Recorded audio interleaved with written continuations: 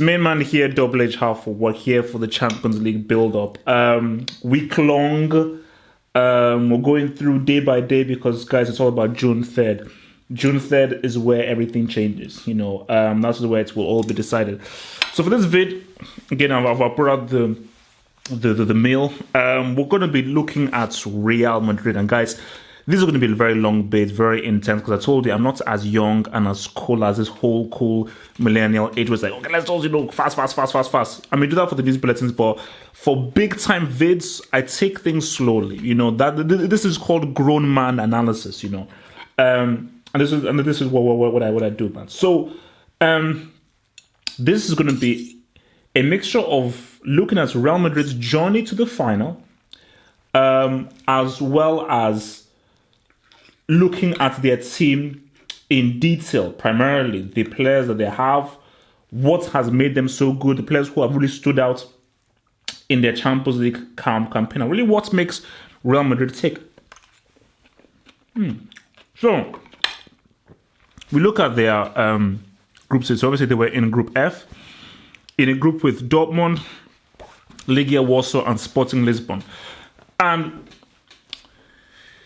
this was a group that had a bit of a surprise, as well as knowing that their only threat to them was Dortmund. A team who, remember them beating Real Madrid when I believe it was Lewandowski scoring those 4 Gs.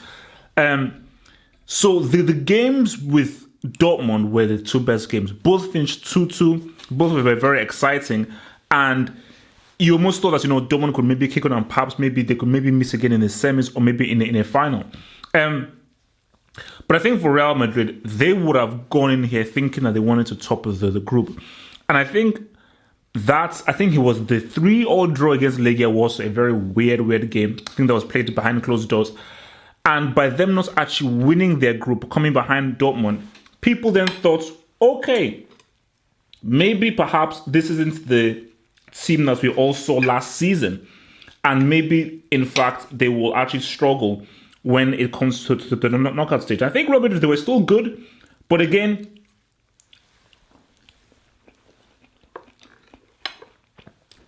the key thing in tournament football is never pick too early. Never do it. Most of the teams that win start off slow and slowly hit their stride. Most of the teams that don't win are amazing in the group stage, maybe amazing in the second round, and then they peak far too early, and then once they have so much hype behind them, they're not able to really fully back it up. So we now look at the round of 16, where Real Madrid played against Napoli. Again, it was thought that Napoli could perhaps give them some issues, some problems, but then you now began to see Real Madrid begin to really get into that Madrid form and bring in the kind of quality they had from last season, but even to a higher degree. Both legs, 3-1, 3-1. And even after that first leg scoreline, you already knew that, look, man, it was over. And for Napoli, yes, they give them a few issues based on how they play and how quick and how they attack. But I just think with the quality of Real Madrid and how good they were to counter-attack you, there was never going to be any issue. Then we got to the quarters, and this is where we thought, okay, this is maybe as far as Real Madrid go. Because, again, people thought they would keep all the big boys separated till the semis. But, lo and behold, a team who I actually picked to perhaps end up actually getting to the final, if not winning it, was Bayern Munich. So when I saw this being drawn, in all honesty, I thought this could go either way.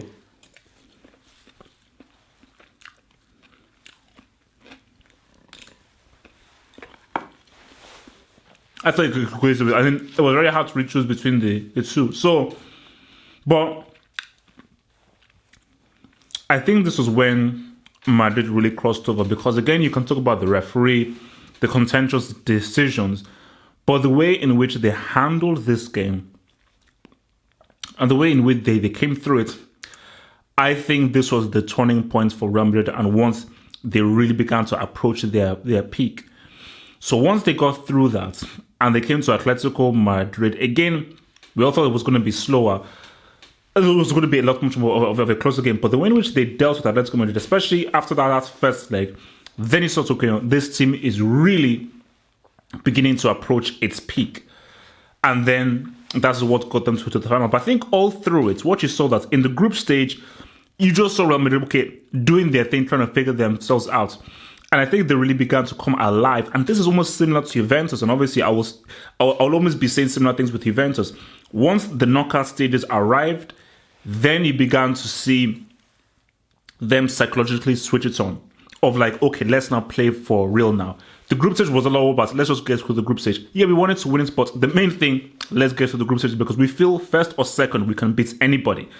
And once they dealt with Napoli, but the key thing was that, I think it was that Bayern Munich game gave them so much confidence because it's such a big-time team, such a huge team that they were able to slay that juggernaut that they were really able to really get up on high. So you look at the team and who really started. For me, I feel this has been the best season, combination-wise, of Marcelo and Carvajal. I think their importance to Real Madrid has been integral to how they play. For Toni Kroos and Modric, again, I think they're pretty much doing what they were doing last season, but I think they're almost taking it up to a high level where they are really controlling it even more. And I think they've fully figured out how to roll. Toni Kroos, you're much more of the pure central midfielder. Yeah, you can sort of roam up and down, but you're more of the pure central midfielder. But Modric, you're the guy who we want you to carry the ball forward. We want you to attack. Because we have confidence in your ability on the ball to come forward with the ball and to also walk in tight spaces and to really be able to originate with many men around you. But I think Casemiro has been crucial because in those tough games, hard games, especially with how attacking Real Madrid are, Casemiro has just been that stopper, that physical presence, and the guy who really does the... Because I don't even like to say, who does the ugly work. It's football. It's a very important part of football because if Casemiro isn't there, it means that Kroos and Modric are having to do that kind of hard graft tackling work, which they can't do to the level that Casemiro has. But look, I can say only once, I can hit him only once, but Cristiano has been big time.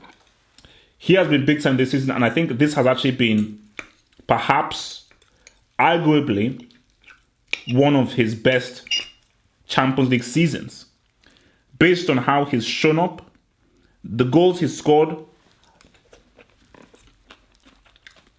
when he scored his goals, but also, not only that, because my criticism of Cristiano has always been, he scores, he keeps quiet. That's always been my criticism. But I think what you're saying now is he's scoring, he's playing well. And I think he's fully understanding his role within this team, i.e. getting out wide, stretching the play, creating space, and attacking and getting in the right position. So that's why I think that this has definitely been one of his strongest Champions League seasons thus far. Again, for Benzema, look, I'm still not a fan of Benzema. I still think that he's a brick, but then again, every time I insult him, he does something crucial. And in a match in which could have really been very awkward for Real Madrid, Atletico Madrid in the second leg, 2-0 up so early, last game at the Calderon, for him to make that play, getting past those two players and create that situation for Isco has been huge. And then we then go into Isco. For me, I think Isco has to start in the final. I'll talk about it in my pre-match, but Isco, obviously, he didn't really feature that much during the group stage, but I think for Bayern Munich, but especially for Atletico Madrid, especially in that second leg, Isco has really come alive and he has been vital and just a spark, a golden spark for Real Madrid, who has really sort of like elevated their game and fitted in beautifully to what Zidane is trying to do with this team, i.e. a throwback to the days of 4-4-2, simple, quick, the use of wingers, the use of your two central midfielders and having a striker presence in there. It's very old school, very effective, very simple, which is what I like. But give a shout out to Sergio Ramos. He's really been a captain, a true captain. And I think I loved his performance in that second leg against Atletico Madrid because, again, under pressure, Atletico with the momentum, he kept his calm. He kept doing the defensive work, defending, keeping it simple, always keeping it calm. Because, again, what you want from your central defender when things are going hectic is keep it simple. If you start making last-ditch tackles and just and lunges, then that puts everybody under pressure. But Sergio Ramos was like, you know what? He just kept things calm and really had an air of maturity that really permeated throughout the team that allowed them to really go ahead and really sort out and close out that game. And for Navas, who has been criticized here and there, he still makes those critical saves. And who knows, there may be another one or two critical saves in him that could lead Real Madrid to the cup. So it's been... So have Real Madrid deserved to be in this final? I think in comparison to last season, 100% they deserve to be in this final. Because remember, I think a big criticism of their journey to the final last season was, who did they play? Wolfsburg, Man City, under Pellegrini. So they pretty much played no names. But look at this. Napoli, who finished second last season. Bayern Munich.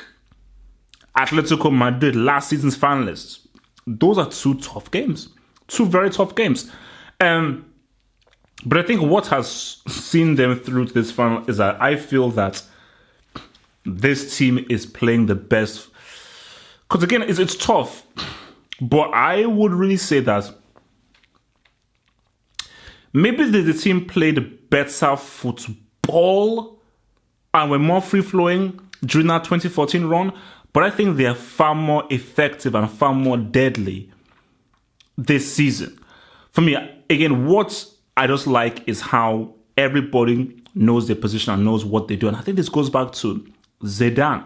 Because it's not a case of like, oh, the players are amazing and therefore you don't have to do anything. Players are still human beings. And they still need to give instructions. And I think when you're setting up a team, a player is only one man within that team. A player can't be the 5 or 6 other players. So as a coach, you have to pretty much give them the right blueprint and then give them the freedom to express themselves as quality in individuals. But what I like is how they set up whenever they attack. The combination of Marcelo and Dani Carvajal, the overlaps, the positioning of Cristiano and Isco, the understanding of Modric and Toni Kroos, Casemiro's role, Benzema's role, Sergio Ramos, who's really maintaining and almost even getting better as a reliable, much more mature central defender. Again, there's always a mistake within him. And I think that is what has served them so well. Because this final, and Zidane has always said, look, man, we only play one way. And we're not going to change that. We are an attacking team. We will always look for those goals and we will always believe that we will score. And it is that mindset that has really helped them through, is that we will score. Home or away, in any stadium, in heaven or hell, we're going to get that G. And again, history beckons. History beckons because, and there's a belief in this team. There's a belief in this team that they feel that this is their competition. That they are married to this tournament. And they want to see it out and become the first team ever to retain their Champions League crown. Will they do it? June 3rd.